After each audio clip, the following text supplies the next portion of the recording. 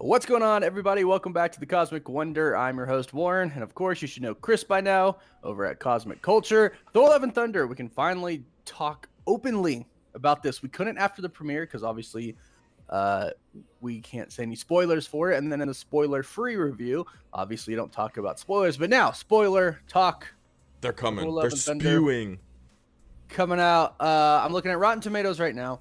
The tomato meter is 68%. I don't ever really care about that. It's really the audience score that I look at. The people know what the people want. The people, right? And it's 82%. Yeah, Okay. and I know how a lot of critics are just very cynical people. Well, a lot of critics, impossible to please. A lot of these critics on the tomato meter are also not just superhero critics, like where we really live and right, breathe. They're movie critics, and a lot of movie critics don't like superhero movies. Yeah, they're super heavy critical towards superhero movies. Scorsese. Yeah, so it's like this isn't cinema. This is just a bunch of people in tights. So, yeah.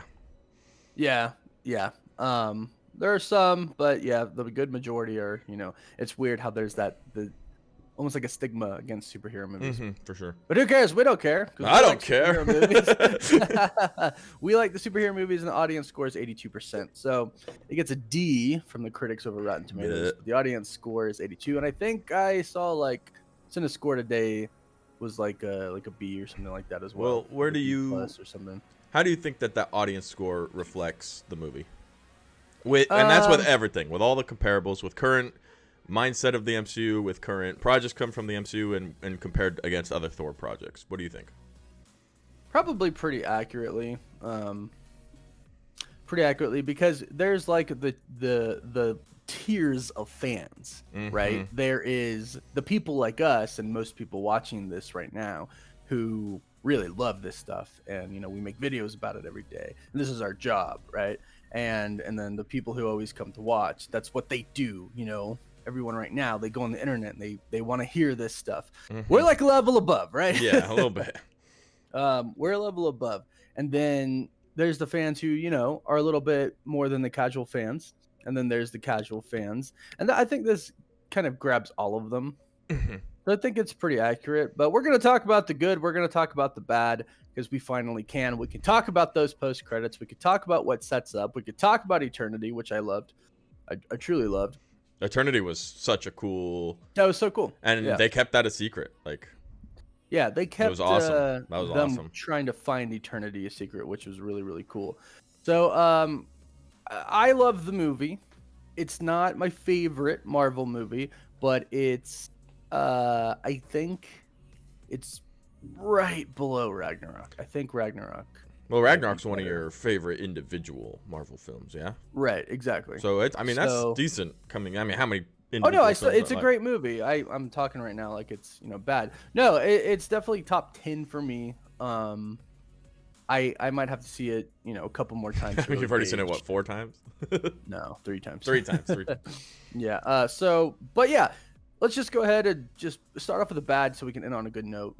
And people always like to hear, well, what did you actually find wrong with it? Well, let's ask ourselves, I read comments, and I've seen a lot of people say they loved it, and a lot of people said it was okay. And some of them, that's a cat. That's a cat. Some of them were saying it's too funny. It's not serious enough.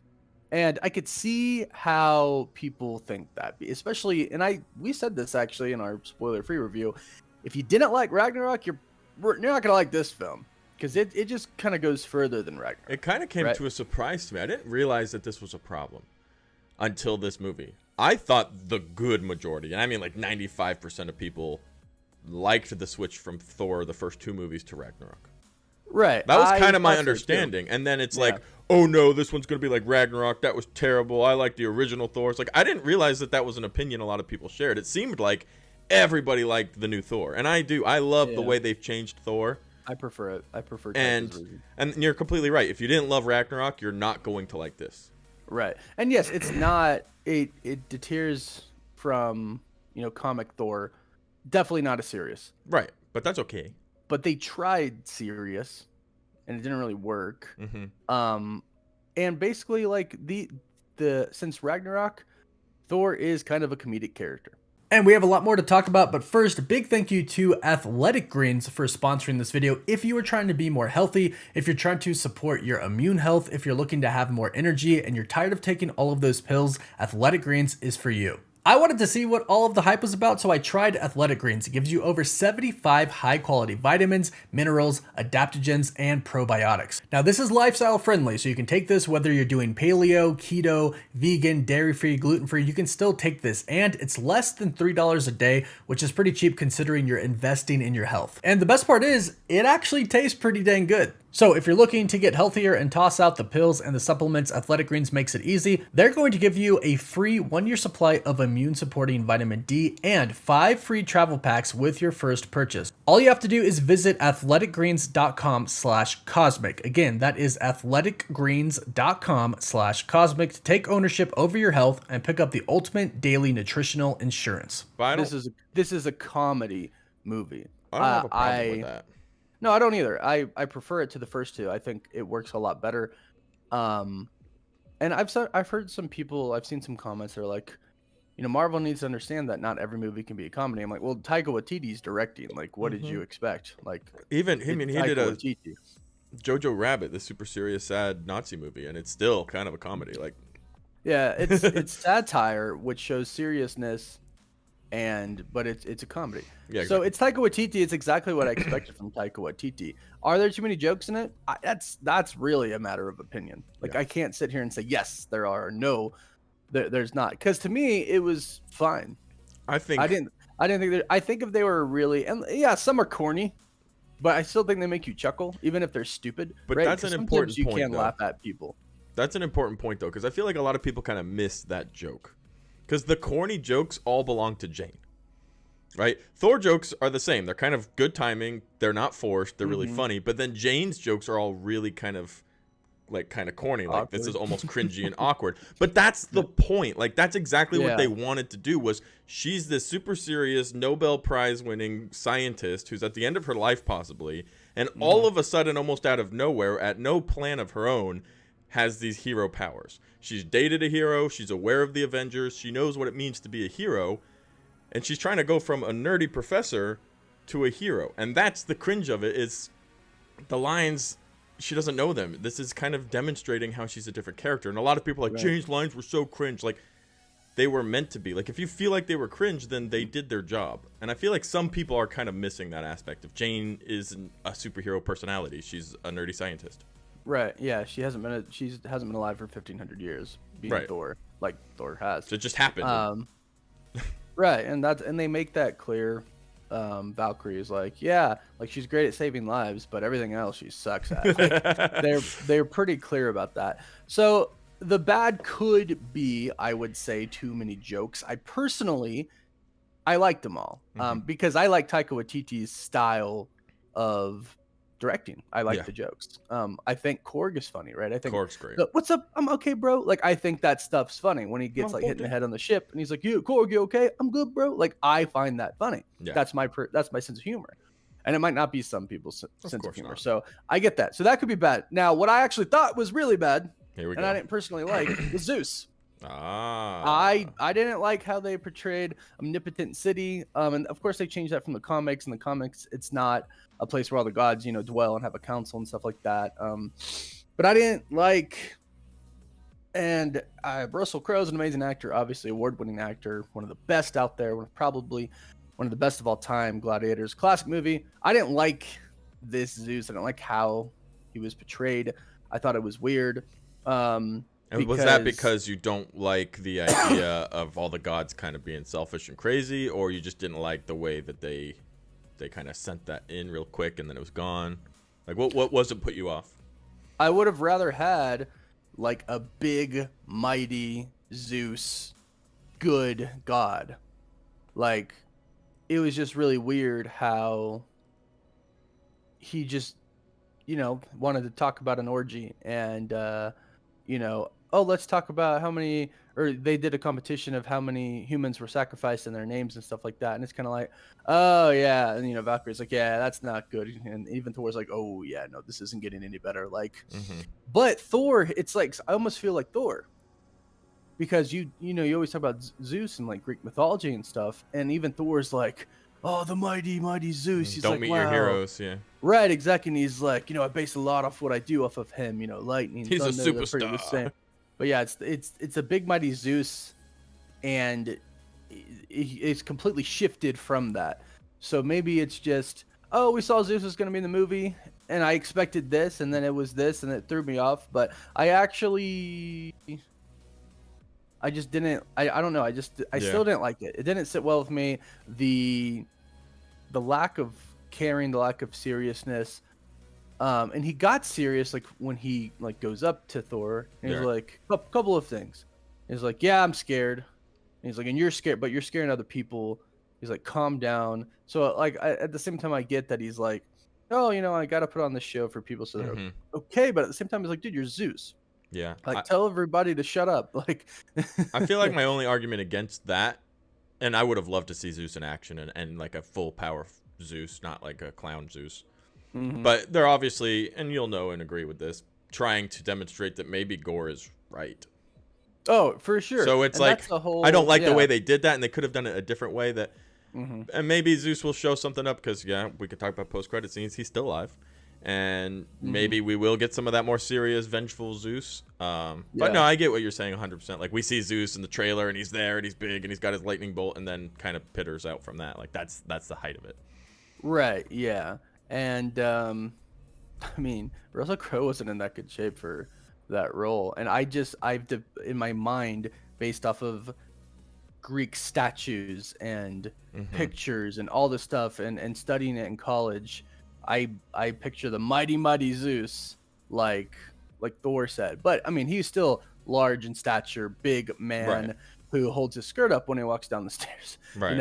I'm like, okay, but that's very Greek, right? So I'm like, I get that, and people are like, what is this accent? I'm like, it's Greek. It's very Greek, right? I was like, that's what he's trying to. Right. Someone's like, he has a Russian accent. I'm like, no, it's Greek. Very Greek. He's a Greek god, right?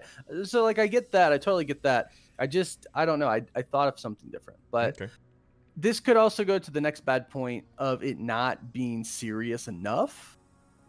Taika Waititi has a tendency with his direction to quickly go over serious things and kind of laugh through it. And that's an oversimplification, but some people could think that that's what happened in this film. Just way too many jokes, way too many goat laughs, not enough time to sit and really a lot of goat laughs, not enough time to really sit and digest the big things. But I also think we got some of the heaviest scenes in this movie.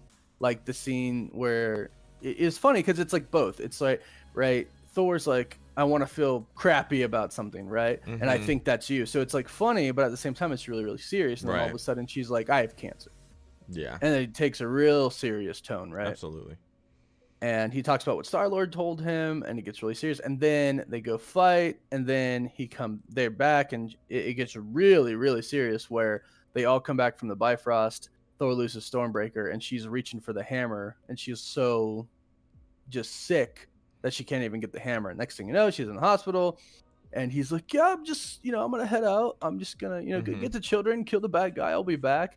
And then it gets real serious when she gets, mad that he's leaving without her. And he's like, 'cause I love you. And it goes to like this. I was like, wow, that's actually really deep. And they didn't, really pass through that very quickly. They sat in that scene for a little bit.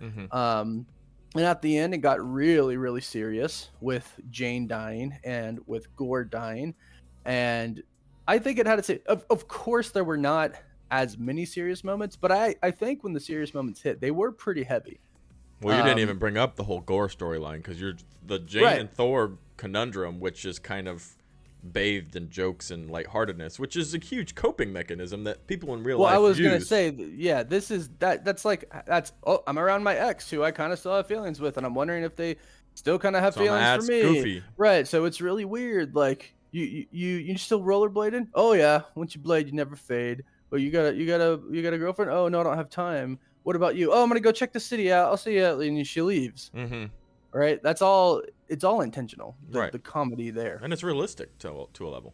It is. No, entirely. Yeah. Right. But Gore's parts were really serious, and oh my gosh, was he awesome? Was he crazy, crazy, scary, creepy?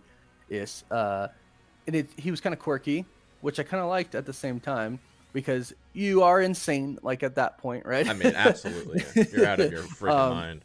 Right. Yeah. Consumed by power. And you also have the, the Necro Sword killing or like corrupting you. So the only problem I had with Gore, I think, was the ending. So that was my big qualm. I enjoyed everything about the movie. I think there was a perfect mix of jokes to seriousness. The seriousness is very deep, although brief. If you're paying attention and looking for it, there are a lot of amazing tones there, and it's a very colorful film in that matter. My problem, and I walked out of the first viewing at the red carpet premiere with one question mark, and that was the ending. And I'm still not sure how I feel about it. I guess they're gonna have to show me, Love and Thunder is Eternity as a little girl potentially, or this little girl with some of Eternity's powers, and Thor. Gore just gives up like within 2 sentences. That's my biggest, I didn't want Jane to die, even though I think we all knew that was going to happen. Part of me wanted to see Jane and Thor together, Yeah. So I don't know that I loved the ending. And obviously, with a Marvel movie, the ending is never the ending. There's always more story coming, and there's time to see what they end up doing with it. And maybe I'll be like, oh, you know what? That's fine. Right. Yeah. But where we ended, how easily Gore just gave up. He's there at the finish line with the wish, and he's like, you know what? Nah. Yeah, I just feel like that could have been played out a little bit more. That was where I missed another 20 minutes of movie. Right, but before. Right, yeah, and it was a short movie. And maybe Marvel's like, hey, we've been having some long movies. Let's do some shorter ones. It's like, you kind of have them for a purpose to be that long, But I would have liked a little bit more. They should have planted that seed in Gore's ear earlier, before the final battle. Yeah. Kind of like Thor would be like, you think this is what your daughter wants? Like, and like, not all gods are like this. I'm here fighting for my people right now. Yeah. Like stuff like that, instead of just at the end. In 2 sentences. Right. Movie done. I do like how Thor goes about it, where he's like, you've won. And he's like, that is cool. Why would I spend my last moments with you? That is I'm going to spend them with her. I like that part, but it should have been more of a struggle for Gore. Like you said, he kind of just was like, oh, okay, you know what? Cool. Okay. Right. It just should have been more of a struggle. I like that when Thor's holding Jane, he sees himself holding his daughter. That should have been expanded upon. Like we should have and he's like, he sees it and he's like, oh, this is kind of like, oh no, this is like a better thought. And it should have just been more of a fight with him there. Yeah. But it wasn't. It was just really quick. It ended a bit quick for me. The entire movie was fast paced, and I liked that. I was fine with that. I could have just used another 10 minutes at the ending. And I hadn't thought about what you said, where Thor's kind of planting a seed throughout the movie, like he should have done. I think they. And then it would explain the quick turn, because you could even show a 30-second scene where he's kind of thinking about his daughter and he's pondering about it. And he's like, you know what? I could change positive instead of negative. Right. Exactly. And I wish they would have done that. And then the whole ending with the little girl, that's more of a me and a personality thing than actual bad writing. The Gore thing is really the only issue. I just don't know what they're doing with this little girl, whether Eternity's actually in this little girl. Like, they showed that weird shadow scene where the girl is Eternity and goes inside her body. Right, yeah. So it's like, where are we going now? Well, so I'm wondering, and this is really meant for another video because I have to think about this, but I'm wondering, is Gore the first person ever to get to Eternity? And that's the deal with Eternity. Eternity grants one wish to the very first person. Or is it Eternity is always there, and whoever gets to Eternity gets a wish? Because Eternity was gone at the end. So I'm sitting there going, maybe Eternity is the wish. Right. And that's I will why become Eternity your daughter. Is inside of the power, right? They picked a fantastic actress to play the little girl, though. Let me say, she's Chris so Hemsworth's cute. Daughter, yeah. She's so cute. Is that actually his daughter? Yeah. I did not know that. She's a cute little girl, and honestly, that's pretty sweet. I like that a lot. Yeah, and one of the little Thor running. Yeah, I knew that was his son. Yeah. Yeah. So the Eternity we'll come back to in a different video, but yeah, we'll have to. But that is a really cool aspect of this film that we mentioned at the beginning. They kept a secret. The visuals of that character was stunning. Right, and I couldn't believe I actually saw it. That was incredible. And that scene, that's like the gateway to all these other entities. that showed us like, yo, they're out there. Oh, they're there, There's and a they're way coming. to get to them. And they're Right, coming. and there's a way to get to them. So those are my qualms. I have a qualm. Yeah, I didn't like Zeus. And I like Russell Crowe, and I like the post-credit scene, and you know, the connection to the MCU as a whole. I didn't need it for this movie. I'm okay watching a Thor film. I feel like, you know, some other films you maybe need it in, but this is so entertaining on its own. Well, Thor is such a staple to the MCU anyway. Right. His existence is a exactly. connection to the MCU. So. Well, I was gonna say he's already been really established. Yeah. Right? He's already really connected to a lot of different people, anyways. So yeah, but you know, while talking about these bad things, we've talked about the good things as well. I love the fighting and how they filmed the fighting. Like the whole scene on that small moon. First, it's hilarious how they just run into it. And Yeah, it's that like was so great. small, and they show him walking on it. Like it's just so small. Like I just love it. But that whole, and I didn't think I was gonna like this scene because it was in black and white. Like I saw it in the beautiful. trailer, and I was like, oh, I don't like this. But it was awesome. Just like Thor hits Gore, and Gore uses the sword to stop him, and you just see the shards of the moon or the planet just kind of going up like in slow-mo, and the gravities, you know, you can tell there's obviously less gravity. The planet, or I don't, what's a moon? We'll call it a moon or asteroid. I don't even know what it is, but we're gonna call it a moon. Space moon thing. They were on.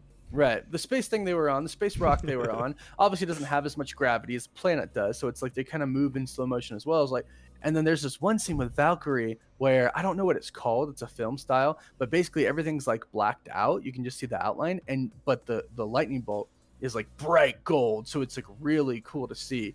There's a lot of really cool stuff like that we saw in this movie. Jane having her hammer, at one point in time she throws all the pieces away, monster comes up, she stabs it with basically just the handle, and the pieces come back and like crush its head, and it's like, oh, that was so cool. Well, I think there was so much good fighting. That was something that was really cool. And from the trailer, when she's fighting in Olympus and she like seemingly shoots like ice shards out of it, I thought it was ice shards at first. Everybody did, and they're like, this is stupid, why does she get new powers? Like, that was cool. That was a really good way of explaining this ability, how she's learned to manipulate the hammer, she's working with the hammer. And you've said this several times, the way that she comes to become Thor is they could not have done that better. That is perfect. Thor's like, I need you to promise me Mjolnir that's so cool. And it's like she gets cancer, so Mjolnir calls to her. That's so cool. And then it's like she's worthy because she actually made Thor worthy. She helped Thor become worthy in the first movie, which makes her worthy. It's like, that's super awesome. Literal and goosebumps. You know what? The love story, I think, is one of the best that we've actually gotten in the MCU. I think it's a pretty deep dive, with maybe the exception of like Peter and MJ. But like at the same time, and I'm not trying to negate this too much, they're kids. These are like adults who. Theirs is more superficial high school love, like most people. Right. And then this is really deep. This is really, really deep. You know, right. It's not necessarily superficial, and I'm pretty sure MJ's coming back and all of that. Oh, for sure. But there is a complexity to they've been lovers. They broke up. They're both lonely, and one's dying, story. And there is that realistic connection to the real world that sometimes gets overlooked because there's screaming goats in the background. But if you want to break it apart, there is some real connection to emotion and to problems and to happiness in this film. Yeah.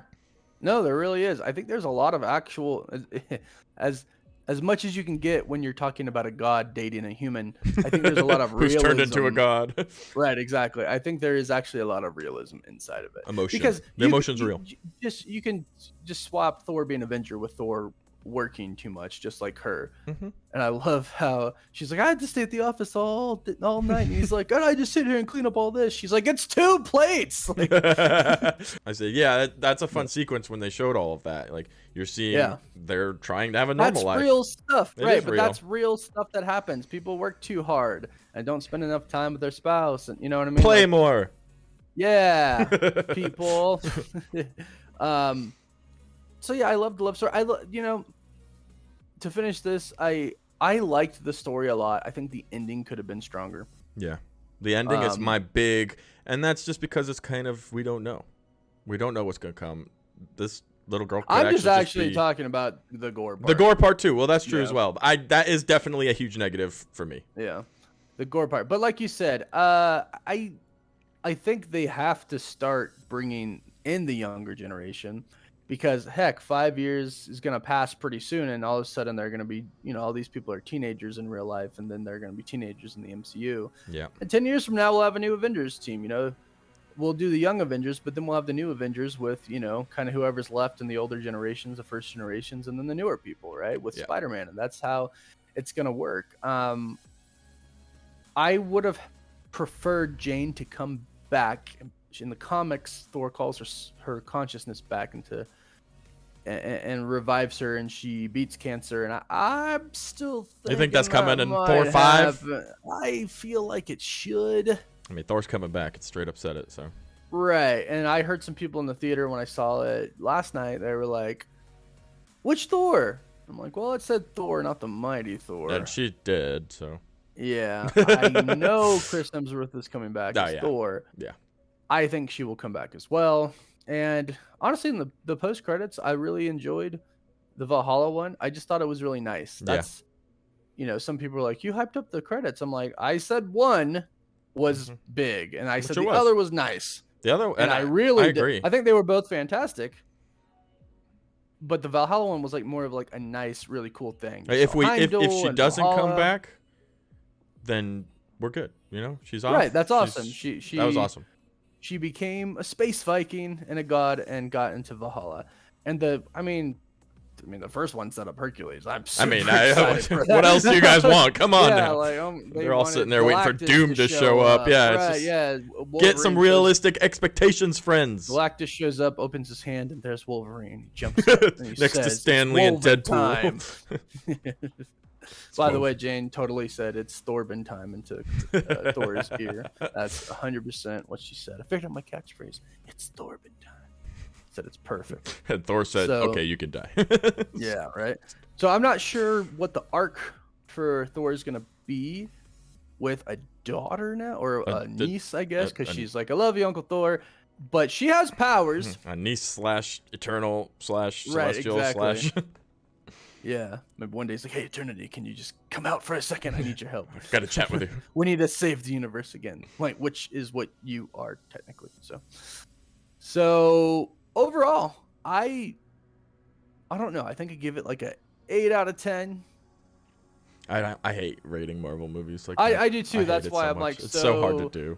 It's very hard to do. I think it was a hit. I don't think it was a miss. I think that they did what they wanted to do. Missed, huh? They told a good story. If you didn't love Thor's comedic change, I understand why you didn't like this movie. That's probably, And that's the deciding factor. You either really liked the way they've changed Thor or you didn't. And if you did, you really don't have a whole lot to complain about here except maybe Gore dying. That's my 20-second rundown. Right, and that's me too. I love the comedy. I thought it was hilarious. I love watching Thor smash his hammer, and I got a lot of that. Both Thors, right? Yeah. So I'm okay with that as you well. Want me to put the hammer down? Yeah, right. I got a lot of that in this, so I was very, very happy with this movie. And then there was a lot of really good story plots inside of it with Jane and Thor, and Gore's story was really cool, and that was done exceptionally well. His powers are really cool. Christian Bale was awesome. It's a very much a Taika Waititi film. Yeah. The ending could have been stronger, but besides that, I think it was a great movie. And the ending does lead to something pretty spectacular. Another Thor movie coming, pretty much confirmed, and Eternity is now hanging out with Thor potentially. So that can only be good. Yeah, but they did introduce the cosmic entities. We actually saw them, so that's also pretty cool. But hey, let us know what you guys think. What did you think about the movie? Hit us with your true thoughts, because I've seen a lot of people say they love it. I've seen a lot of people actually say they like it better than Ragnarok, which I still got to figure that out. I don't know right now. I don't really know. I say I think Ragnarok's above it, but I still don't really know. But because it had Loki and the Hulk, but we'll figure that out. We'll do another video. We're gonna have to do like a video where we just each pick a side and we just argue why it's better. We could do that, yeah. But why don't y'all let us know in the comments below? Did you like Ragnarok more, or Love and Thunder more, or did you not like either, or you only liked one? You're just a sad person. Right. Just throw your comments there and let us know how you feel. Don't forget to like, subscribe. Also, Chris over at Cosmic Culture, we're gonna put them over here. That is you. We're gonna put all the handles and stuff here. So Be sure to give us some follows on our social media and all that good stuff so we can all interact and talk with each other. And we'll catch you next time. Woof woof. Woof woof.